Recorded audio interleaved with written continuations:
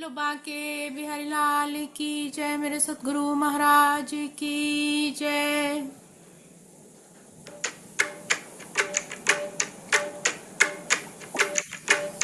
ब्रजराज ब्रज बिहारी गोपाल बंसी वाले, ब्रजराज ब्रज बिहारी गोपाल बंसी वाले, इतनी विनय हमारी ब्रजधाम में बसाले, इतनी विनय हमारी ब्रजधाम में बसाले, ब्रजराज ब्रज बिहारी गोपाल बंसी वाले।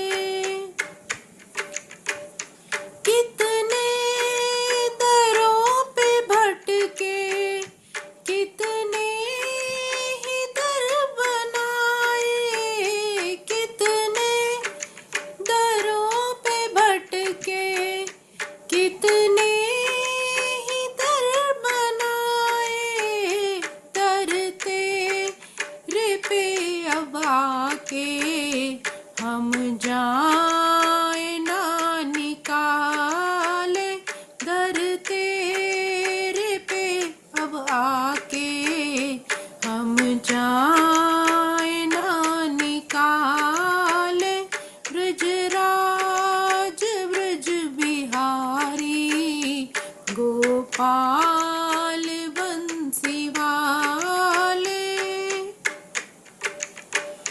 ये कृपा जो तेरी मुझ पर पहले रची विधाता, ये कृपा जो तेरी मुझ पर पहले रची विधाता, हो तुम तो रंग के काले, हो तुम तो रंग के काले, और हम हैं दिल के काले, ब्रजराज ब्रज बिहारी गोपाल बंसी वाले, इतनी विनय हमारी ब्रजधाम में बसाले। बहुतों को अपना समझा, बहुतों के हो गए हम, बहुतों को अपना समझा, बहुतों के हो गए हम, अब तेरे हो चुके हैं, अपना हमें बना ले, अब तेरे हो चुके हैं, अपना हमें बना ले, ब्रजराज ब्रज बिहारी गोपाल बंसी वाले। राजी है तेरी रजा में अपनी बने या बिगड़े, राजी तेरी रजा में अपनी बने या बिगड़े, नाचेंगे हम तो नटवर, नाचेंगे हम तो नटवर, जैसा हमें नचाले, ब्रजराज ब्रज बिहारी गोपाल बंसी वाले, इतनी विनय हमारी ब्रजधाम में बसाले। दुनिया के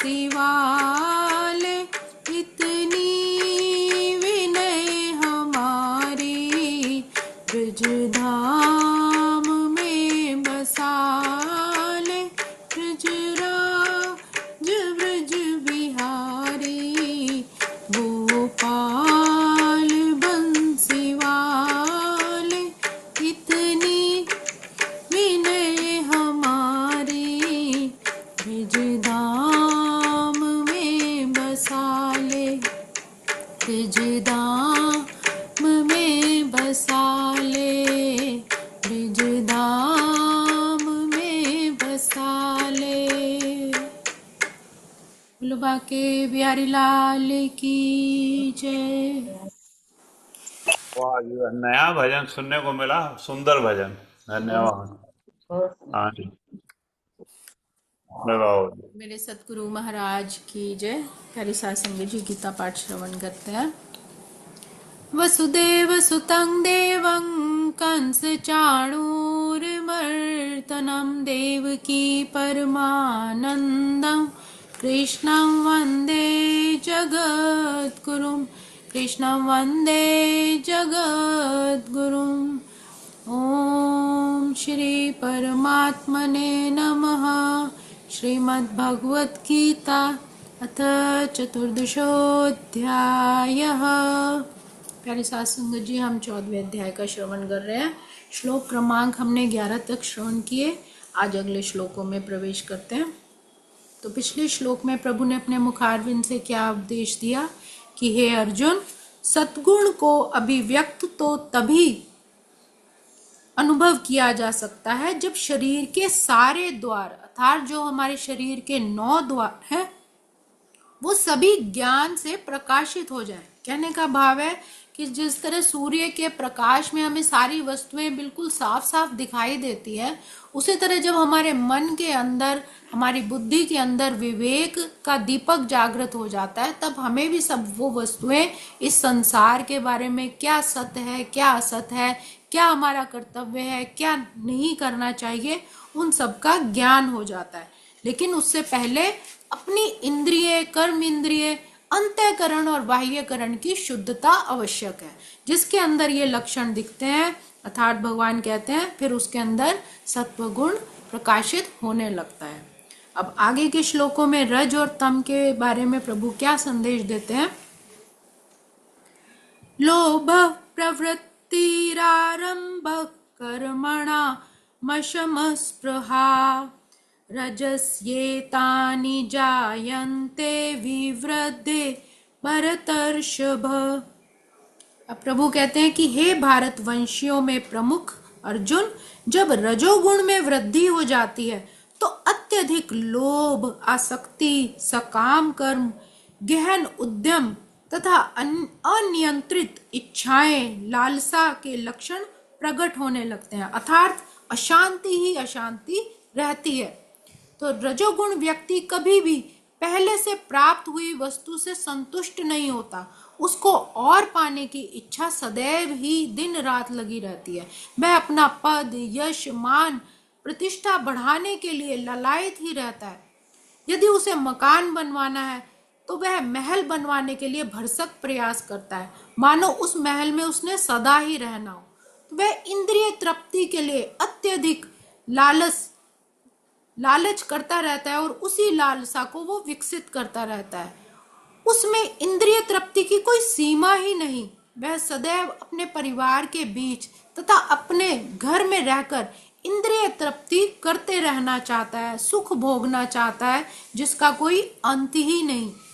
तो प्रभु यहाँ पर यही बता रहे हैं कि उसके अंतःकरण में अशांति, हलचल रहने का जो नाम दिया है वो ही अशमः दिया है। जैसे इच्छा करते हैं वैसी चीजें, धन संपत्ति, यश, प्रतिष्ठा जब नहीं मिलती तो उसके अंतःकरण में वो अशांति, वो हलचल मची ही रहती है।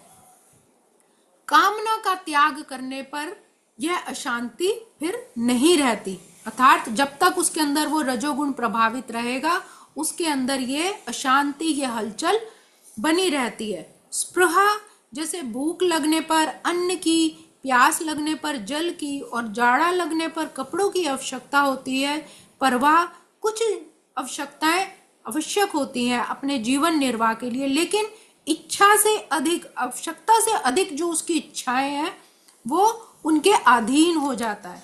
तो ऐसे समय में साधक को ये विचार करना चाहिए कि अपने जीवन निर्वाह तो हो ही रहा है, फिर अपने लिए और कितना चाहिए, क्या चाहिए, ऐसा विचार करके रजोगुण की प्रवृत्तियों को मिटा सकता है।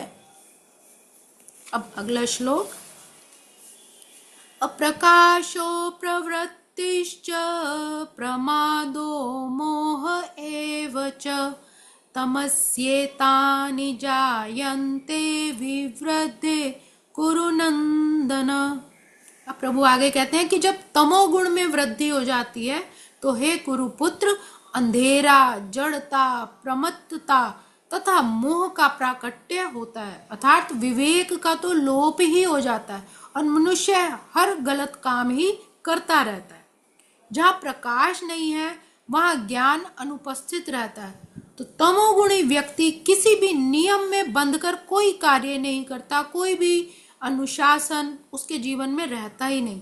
वह अकारण ही अपनी सनक के अनुसार कार्य करना चाहता है, जो मन में अच्छा लगता है, जो उसके मन को भाता है, चाहे उससे किसी का हित है अहित है, कुछ भी विचार नहीं करता, बस उसके मन में एक दूसरे को पीड़ा देने की जो भावना उठी रहती है उसी के वशीभूत होकर वो कार्य करता रहता है। यद्यपि उसमें कार्य करने की क्षमता होती है किंतु वह परिश्रम नहीं करता।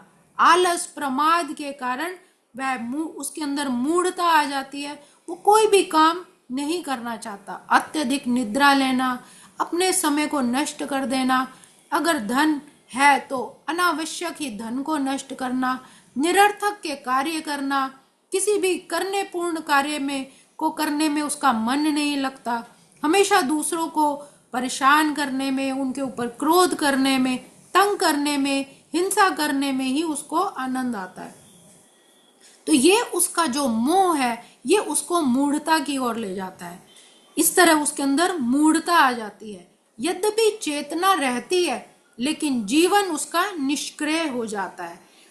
इसका उदाहरण देते हैं कि जैसे रावण अत्यधिक ज्ञानी भी था, सब कुछ उसे पता भी था कि क्या सत्य है क्या असत्य है, क्या वो पाप कर्म करने जा रहा है, लेकिन उसके अंदर तमोगुण इतना प्रभावित हो गया कि वो अधर्म कर बैठा, साधु के वेश में भी माता सीता का हरण कर लिया। तो रामायण में बड़े सुंदर मिलते हैं हमें सत रज तम के उदाहरण। जैसे रावण का उदाहरण लिया तमोगुण, उसी तरह कुंभकर्ण है। रावण जो है वो रजोगुण के अंदर आया, कुंभकर्ण तमोगुण, निद्रा जिसको ज्यादा आती है, प्रमाद में रहता है। और विभीषण जो है, जो उस परिस्थिति में, ऐसे वातावरण में भी रहकर केवल राम नाम का सुमिरन करता था, तो ये सात्विक गुण। तो सत रज तम तीनों ही हमें यहाँ पर उदाहरण देखने को मिलते हैं। और एक उदाहरण जो है दुर्योधन का भी है कि जिस तरह उसे पता था जब भगवान कृष्ण उसको समझाने आए थे कि तुम 5 गांव दे दो तुम्हारे भाइयों को, तो वह नहीं माना। उसने साफ कह दिया कि मैं जानता हूँ हे कृष्ण क्या धर्म है क्या अधर्म है, मुझे समझाने का आप प्रयास ना करें। तो ये जो मूर्खता, जो मूढ़ता आ जाती है, ज्ञान का जो है ज्ञान अनुपस्थित हो जाता है, एक मोह, एक लालच जो उसकी आंखों पे पर्दा डाल देता है, यही तमोगुण के भगवान कहते हैं यही लक्षण है। तो हमें इन गुणों से ऊपर उठना है, प्रयास करना है कि ये चीजें हमें बाधित, हमारी अध्यात्म यात्रा में हमें ये बाधित ना करें। तो आज के श्लोकों को हम यही विराम देते हैं। ओम श्री कृष्णार्पणमस्तु। हरे नमः हरे नमः हरे नमः।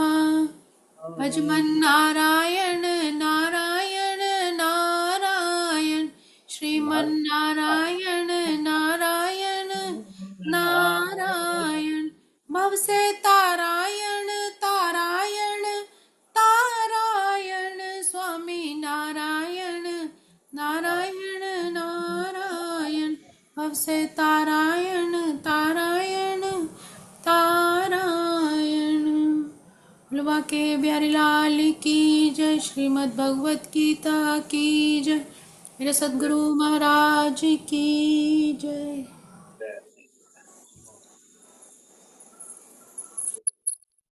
इतना सुंदर ज्ञान, वाह वाह, धन्यवाद। श्रीमद् भगवद गीता का धन्यवाद, भगवान कृष्ण का धन्यवाद, संगीता हमारी बहन का। धन्यवाद सुमन। संगीता जी सॉरी मिस हो गया। और ये रावण को और इसको मतलब क्यों ऐसे बताया वो थोड़ा समझाना। क्योंकि हाँ, रजोगुण का रावण का उदय राजसी था। बताया है मेरे ख्याल से। राजसी उसको है, राजसी वाला उसके ऊपर प्रभावित ज्यादा हो गया है। और और जो सीता जी की कुंभकर्ण को, सुंदरता को देख के एक जो काम वासना उसके अंदर जागी कि इतनी सुंदर स्त्री तो मेरे पत्नी होनी चाहिए, एक जो भोग वासना, तो वो रजोगुण की प्रवृत्ति को दिखाता है। इसलिए रावण को जो था वो उदाहरण में संत ज्ञानेश्वर महाराज जी ने कहा है कि जो रावण है वो रजोगुणी को दिखाता है, और जो निद्रा में रहने वाला प्रमाद आलस में वो कुंभकर्ण, वो और वो विभीषण जी जो थे सात्विक प्रवृत्ति के थे।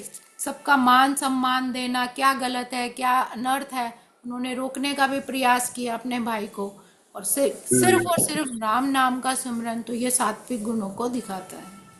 धन्यवाद। ठीक है कविता, कुछ और? नहीं बस थैंक यू। अब ये रामायण पढ़ते हैं, इसमें एक नई चीज तो क्या, विभीषण इनके सुतेले भाई थे रावण के।